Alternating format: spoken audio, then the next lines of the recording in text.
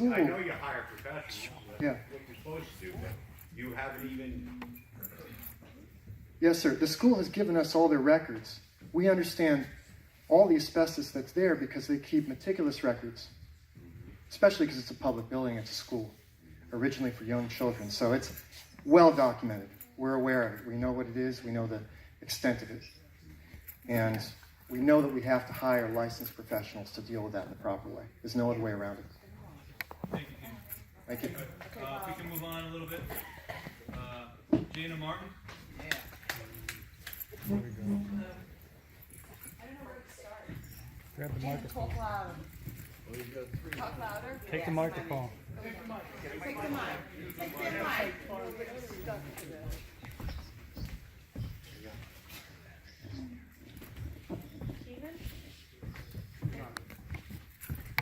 All right.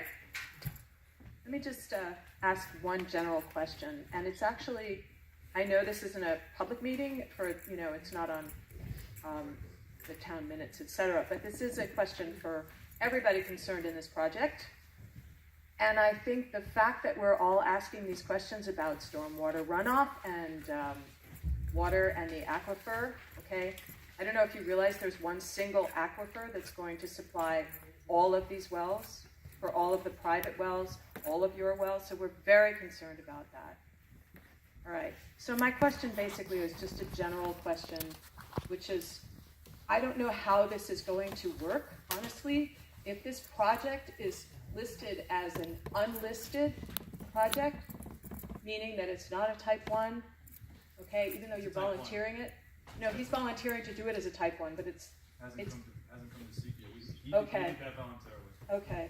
Because we do have a lot of serious concerns. We have a lot of serious concerns about the environment. We have a lot of serious concerns about the community impacts. We don't believe that you've done your due diligence yet. And when you do it, we want to be involved. So what I want to know is, if something comes up that's really serious, for instance, all the stuff that we're speaking about right now, something that's really concerning, how are you going to address it? How are you going to review it? How are you going to take the time to seriously consider all the implications for the community, for the environment? And how are you going to make sure that the community, all of us, who took the time to come out, are going to be involved and are going to be informed and are going to be in this process? That's my general question. Sure. Then I have another one. Two parts. Hi, I'm Michael Moriello. I'm one of the attorney for the project. I should explain just a little bit in answering that question about how the seeker process works. Back in June of last year, we submitted a full Part 1 EAF, the long form, and voluntarily decided to treat this as a type 1 action. Even though it's listed as an unlisted action under seeker, it doesn't reach any of the thresholds to be type 1. However, knowing that it was going to be a complicated project and wanting to address all of the issues, we decided to treat it as type 1, which is a heightened level of review. In that process, we also determined with the planning board to do a coordinated review. Under seeker, a coordinated review involves all of the involved and interested agencies in reviewing the project. Involved agencies are those agencies that have authority to grant a discretionary permit, like the DEC, or the planning board itself. Interested agencies are agencies that are brought in and don't have a permitting authority, but do have an interest in the project from an agency standpoint. Examples of those would be the New York State Office of Parks, Recreation, and Historic Preservation, the Ulster County Planning Board, the building inspector, all of them, the fire department, who has been part of this coordinated review. That question had come up before from the beginning. So that process began back in June. Part of that process goes to information gathering and there's kind of two schools of thought out there from a lawyer's point of view. One is to let the planning board plan the project and go through just an unending series of meetings where they try and extract information from you. I don't operate like that. My clients don't operate like that. Rich doesn't operate like that. It's our process for many, many years to gather information ourselves. It's incumbent on us to show that record to the planning board and present that information and those studies as part of the review up front, if you will. Then the planning board gets to ask its questions, and the public, most importantly, gets involved in the process. As part of the coordinated review, there is no requirement under seeker for public hearings, but any developer worth their salt understands that there's going to be public hearings. The public wants to be part of the environmental review. And this planning board certainly understands that. So there will be public hearings with respect to the environmental review of the process. That, like Rich says, we have not gotten to that point yet. This is kind of turning into a de facto public hearing, but we haven't gotten anywhere near that point yet. We're still doing studies, but I will say that we have a hydrogeologist who's hired, we have Rich who's hired, we have an endangered and threatened species expert who's hired, an archaeologist who's hired, an architect who's hired. All of these experts are there to do the studies that need to be done, and those studies will be vetted by the planning board and also by the public as part of the process. So we have a ways to go, and we don't have all the answers tonight. Even when we do our studies, we may not have all the answers to the satisfaction of the public or the board. We may have to supplement them. So that's part of how the process will work. After the conclusion of seeker, meaning there's a determination of significance, whether that's a positive declaration or a negative declaration, then there would be either the continuation of the seeker process, or the seeker process would be at an end, and you would go through a site plan review process, before the board. But we're a ways away from that, and the public is going to be part of that process. They have to be part of that process. Here. You know, it's all right. I can Okay. You can hear me, right? Yeah. So you hired a biologist? Yeah. A DEC certified biologist? Yes, and we you're did. paying them. Yes. And how, if you're paying them, you know that you're going to get the specific answers that actually reflect the property and not your interests? Well, the person that we hired is a certified biologist who has a very good reputation. His name is Mike Nowicki, Ecological Solutions LLC. He's on the DEC approved list, and he wouldn't be on the list very long if he just did what the developers want. I've worked with Mike for many, many years. He goes out in the field and he calls what he sees. Did he help you out the environmental assessment form that you did, the part one? No, we don't need any help on that. Okay, so you know that the property is habitat for two endangered species, right? It's listed as property designated Well, habitat for two endangered species. well, there's a, Excuse me, can I finish? well, that's not correct, but that's okay. You can finish. It's not correct? Yes, State. How do you know it's not? It's state because designated. I know the law. It's in your It's just EAF. not correct. It's in your I- EAF. It doesn't mean that if you go to how the process works is. Oh, excuse me, Mr. Morel, can I finish? Yeah, go ahead. I don't know that it's wrong, okay? I've heard from many other people that it's right, that the property does include habitat for two endangered species, the bald eagle and the already imperiled Indiana bat, okay? 36 acres for both of these things are pretty substantial. So my question is this: whether or not they're endangered species, there's a lot of wildlife up there. There's also a Class C stream, okay, right? Is there a Class C stream, or is Correct. that wrong? These have all been identified. They're in the Okay. record too. All right, well, the species are Before the not board. listed, and the stream is not listed. What I'd like to know is what steps will the developer take to mitigate this project's impacts on endangered species and wildlife, and how do you intend to preserve as much open space and wildlands as possible? And what portion of woodlands and open space on the property will remain untouched? According to the DEC's environmental resource mapper, there is a Class C stream for water supporting fisheries and suitable for non-contact activities on the property. What precautions will be taken with all of this going on to ensure that the natural waterways on the property are not polluted or disturbed in any way? Those questions will all be answered during seeker. We can't answer them Why can't tonight you start answering them now? because we're not prepared to You're answer asking them what tonight. steps you would take, not exactly how, what tools. We're you gonna, would use. I'll tell you the steps that we're absolutely 100% So whatever committed. it takes.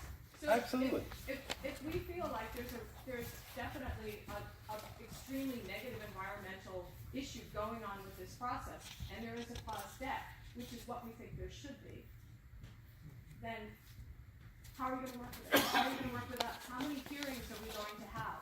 And how many outside people can be brought into this Well- that are not on your payroll?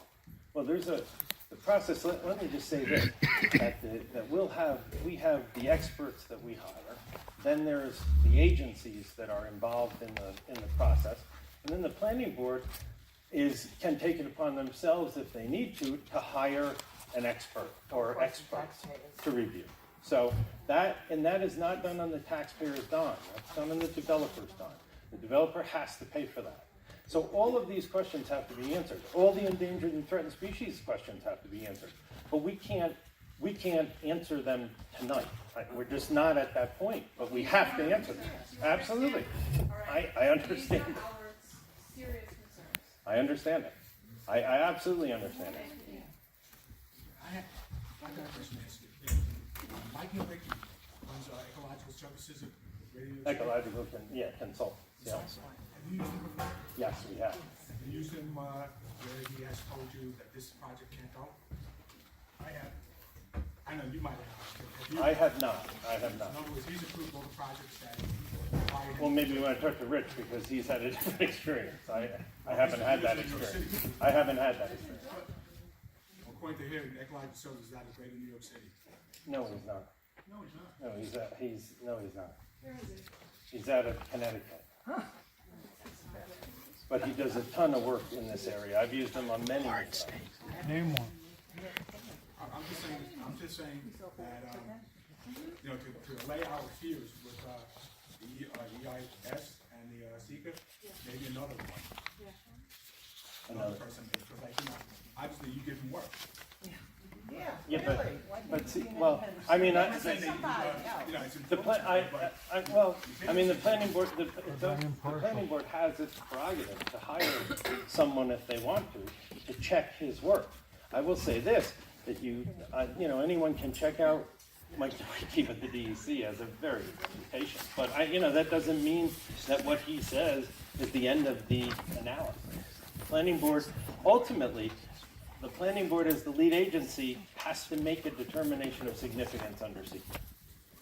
And they use whatever tools they need to do to get to that point. So, I apologize if I name of Paul Weinschnoll. That's it? Weinstein. But, okay. So my name is Paul Weinstein. I own a gallery right behind the school, that red building right behind the school. I just invested a lot of money into that building. Besides, I bought another house 5 doors down from that on Route 28. Part of my purpose, some people don't really know, is to help this community and to bring art back to this community.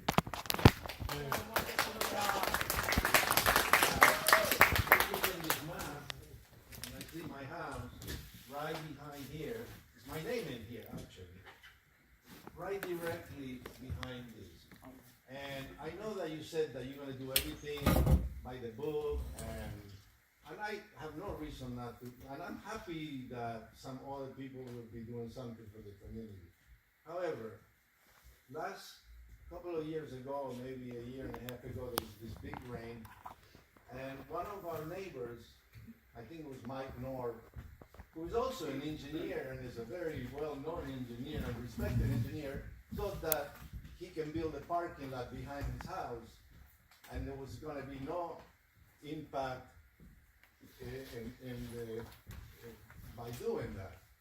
However, half of the school yard flooded, and my whole backyard flooded like 3 feet of water, damaged the existing septic system that was there, and then cost me $46,000 to repair it. I had to raise the grounds because the water finally was drained. There's a runoff that was drained illegally, I believe, into the Route 28, and through an undersized pipe, which now raised the level of the water in our backyard to the point that I had to raise it like 3 feet or 4 feet, I forgot exactly, in order to put a leach field.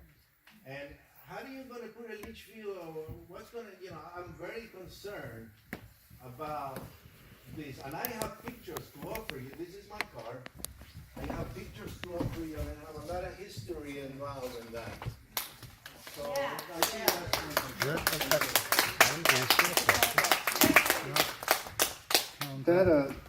That sounds like a very serious concern. And it's that kind of information and the questions that we're hearing tonight that we need to understand so that we can consider how to remediate things, problems that come up with the land as we're doing As this. I said, sir. Walk away. Walk away. When they did this, he also followed all the rules. Yeah. He got 18 variances in order to be approved to do whatever he's doing there in this construction. And there was a statement there that says that there was no impact, there was going to be no impact. So I'm really worried that, you follow all the rules, you do everything correctly by the rules, and it was approved by an engineer, and like in this case, and then I have to leave the place because your septic runs into my backyard. I can tell you for sure these are issues we're concerned with, and we want to understand the ramifications and the possible solutions to. And if it's us, we're going to be looking at that. If we're not doing this project and nothing happens, or somebody else does it, we can't guarantee that. So it's great to hear these concerns. It's great to hear these concerns, and we want to take them in as we do our diligence and as we use our professionals to investigate. So thank you for that. And we're going to contact you for those photographs, if that's okay. You know Thank what you. cattails grow where they do? Ken, Waddle?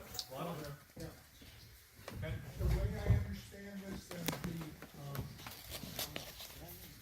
the sale of the schools also includes what's known as the Levens Woods. That's correct? The open land. It's 36 acres. It has to be the woods. What happened to the town plan to make that open space? Got dropped like a hot potato. Based on the fact that it's school property, I don't have the authority to make it an open space. An open space plan, they would have to relinquish it to the town. Yeah, I thought that was all, going on. They took it out. You want it back? Do you plan any additional access to that property other than through Wall Street and Cedar Street? No? No, are you serious? Hey, easy. Sure.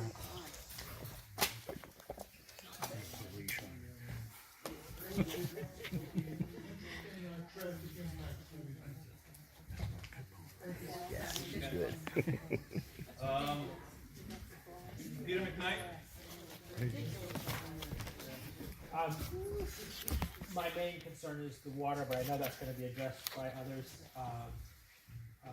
I just wanted to say that I know that some people who are for this project are saying that it's a way of bringing revenues to the town, but we do know. The mic, can't get the mic. So there are some who say that the reason to support this project is increased revenues for the town. But if there's going to be a large number of school children as a result of this project, we are going to see the costs of sending those children to school. So I think that that is something that needs to be thought about and addressed. Can't be, they're one bedroom apartment. It's a one-bedroom apartment. You ever hear the rollout bed? You could have children in a one-bedroom apartment. Sure you can. They make trundle beds for it. Single parent. Obviously, it's one bedroom apartment, you know, for families. We are planning one-bedroom apartments. You're planning, but In both buildings?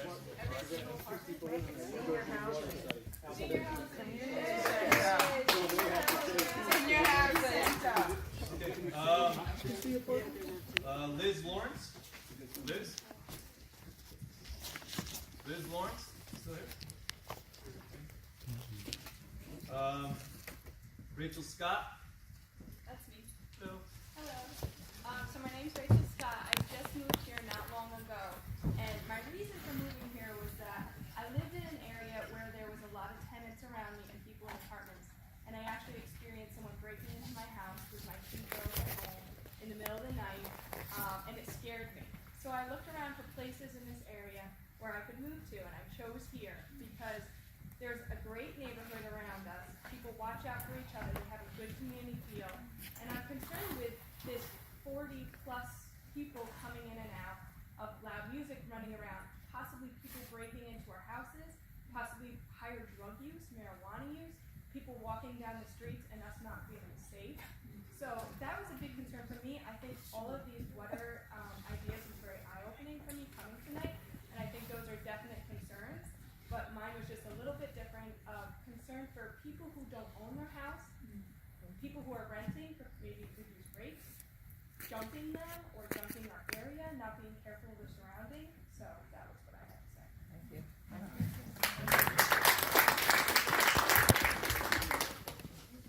Yeah, that's an important concern for us too. We really want to do only good quality housing that's market rate. We don't want to own or operate anything that has the problems that you describe either.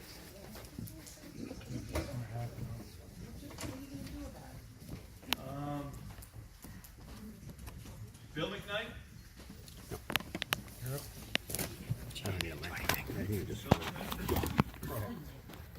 I have 2 questions, primarily. Bill, get the mic or take the mic.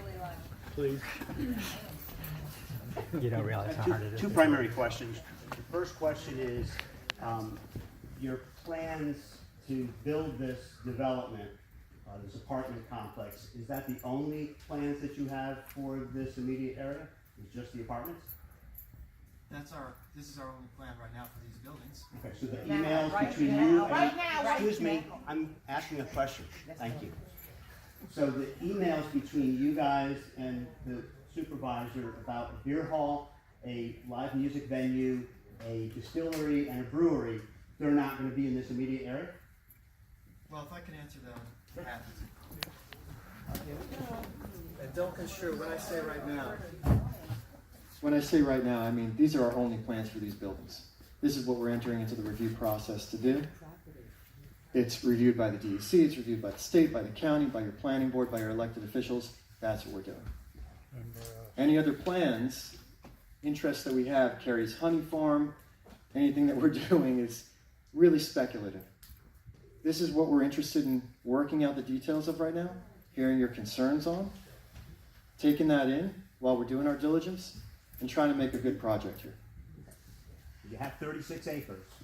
Are you going to put a beer hall or a music venue on those 36 acres? We have no plans for those 36 acres. I will tell you that access to those 36 acres by any kind of anything that would get you there to do a concert venue or beer hall is prohibitive. There's a big cliff on the side of Vandale Road that doesn't allow you to put a road there anyway. At the moment, this is nothing we're considering.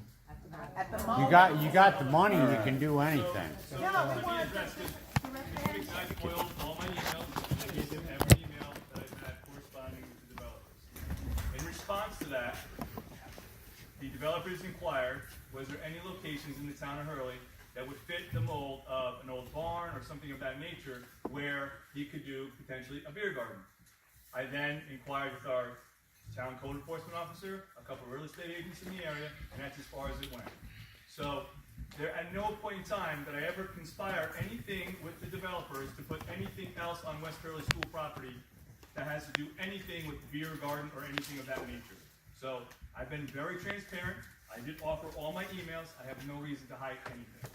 So hopefully that answers that question. And I will also add that if anything else were to be planned for any other part of this property, it would have to go through the same public review process, and everybody would have a voice.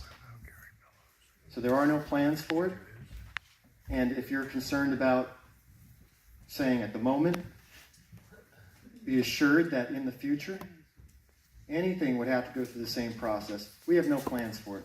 Would you be willing to donate it as an open space to the town? Again, we're too early in this process to understand what we need for runoff, about endangered species. We're not making plans for that land at all right now. Yeah, 'cause a brewery or a distillery would use a lot of water. Just going to say. I assure you, I think you're correct. And I know I'm correct. Anything like that, which probably wouldn't work up there, would have to go through the same process with the DEC, the state, the county, the town, the planning board, and you would hear about it before it ever happened. Thank you. Thank you. Virginia Kaufman.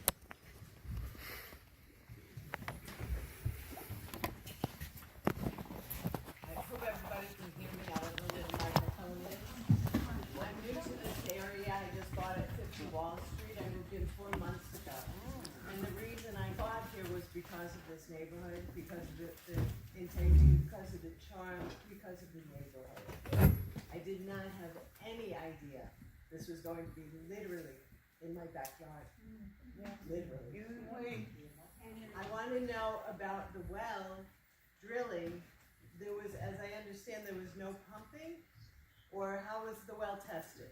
There was pump. There was Line pump. pressure went down exponentially. Oh. Immediately. I have had trouble twice, and I would guess, if I mark down those dates, I would guess it corresponds. There are so many houses over here. I implore you, this is not the neighborhood for your project.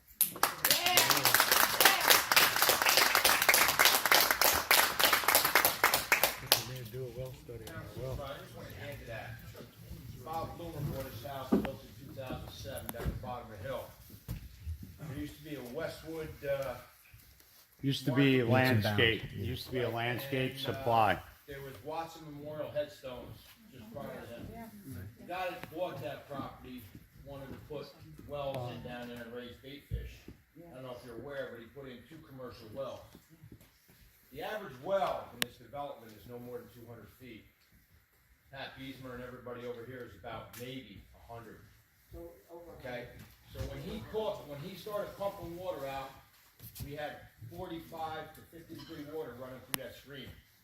Within 48 hours, 11 wells went dry. Yep. Just to let you know, when it gets dry, there is no water. That's right.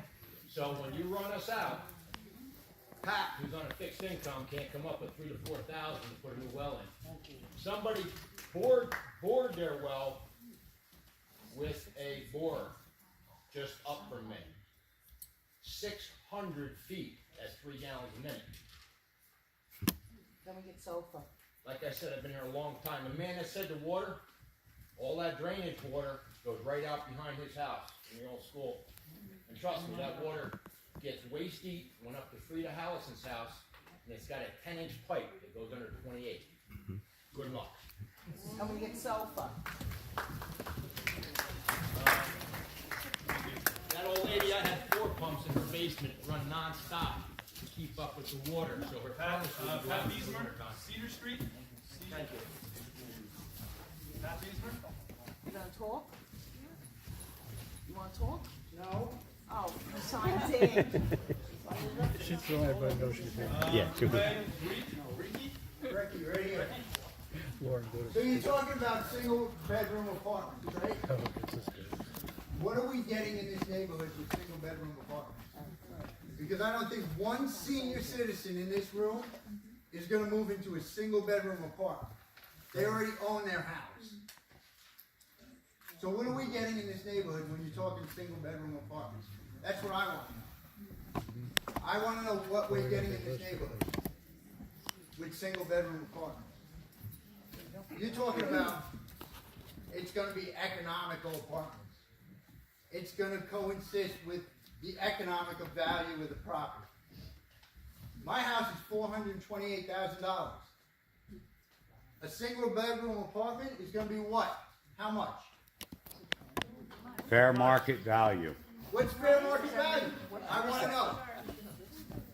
Are we gonna get the same problem that happened in Woodstock? Is that what we're gonna get? Because they couldn't give them anything over in Woodstock. Oh, it's gonna be senior living. It's gonna be affordable housing. And now they got nothing but problems over in Woodstock. Behind the baseball fields over there.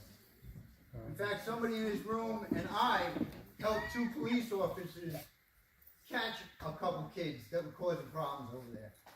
Is that what we're going to get in this neighborhood? I can tell you we're not planning affordable housing. You're not planning for it, but if you can't sell it, what are we going to get? We're certainly not doing affordable housing, so that's not our model. What we're only going to be doing is market rate housing, and if anything that we're considering to do is limited workforce housing that will be offering to like police personnel, firemen, school teachers, nurses. Oh, stop. So We don't have a police department. A police officer in this room or in this town can't afford a house. I don't know. None! We don't have a police department in this town. What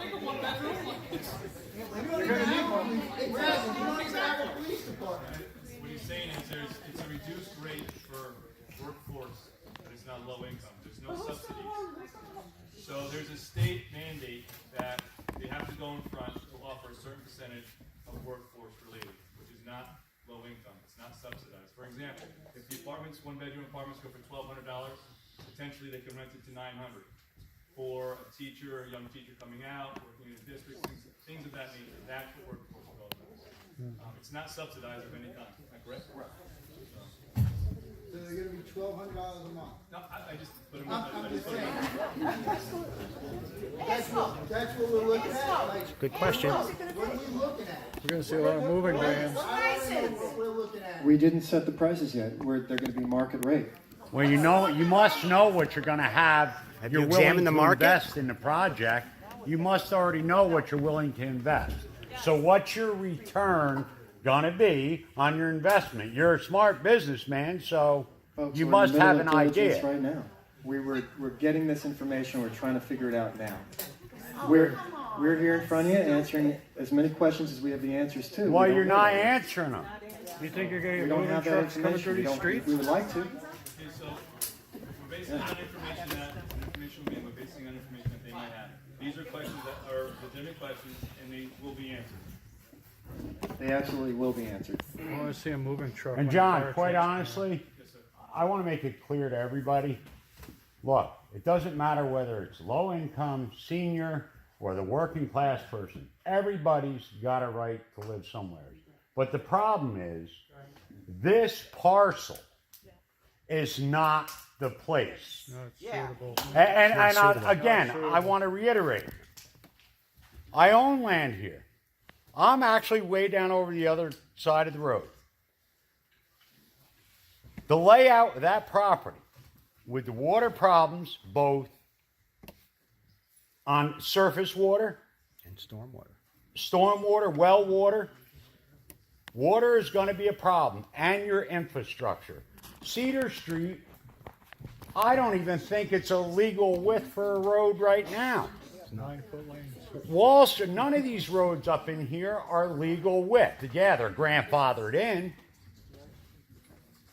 but they were never meant for this type of traffic. So if it's one bedroom, so typically speaking, one bedroom you could have, say, maybe 2 adults in there or an adult and a child. So you're either talking 1 car or 2 cars. All right, so your parking goes from 46 to 96? 92. Okay, then you got to have parking for guests. Okay? And that traffic coming in and out of this neighborhood, and I don't want to hear that it can't go out on Vandale Road. It's just that you got to spend a little more money It's not that hard.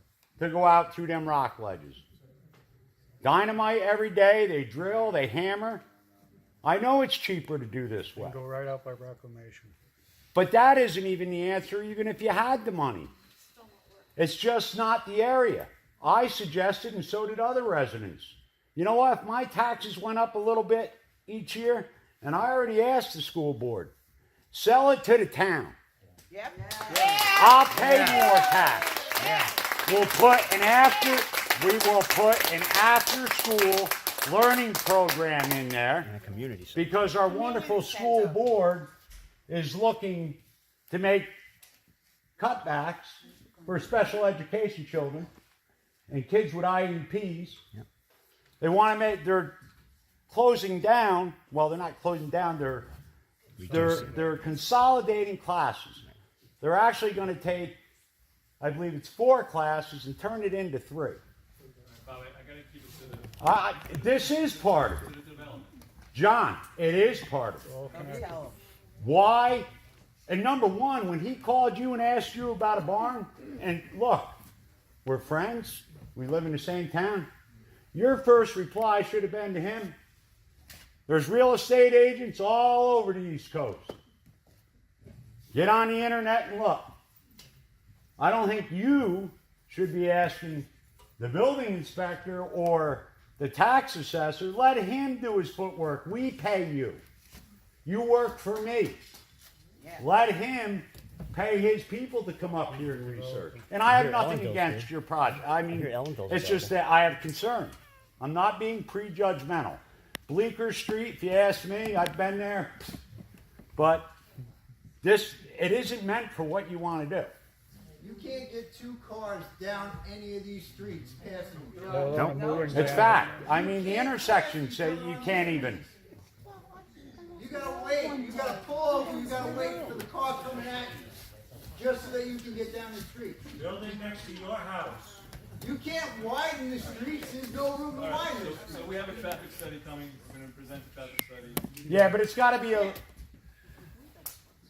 The traffic study that you're going to do here right now is going to be a joke with the traffic that's here during the day, because all of us are out at work. The traffic study they're going to do is going to be a joke. Flood the neighborhood with vehicles and do your traffic. Do simulated emergencies where Justy has got to get all the fire trucks out to 375 or down Wall Street. Or out 28. Do an emergency evacuation plan for that amount of more people and that traffic. There's no way out of this neighborhood. 375 is not going to handle it. Okay. Already got people speeding down.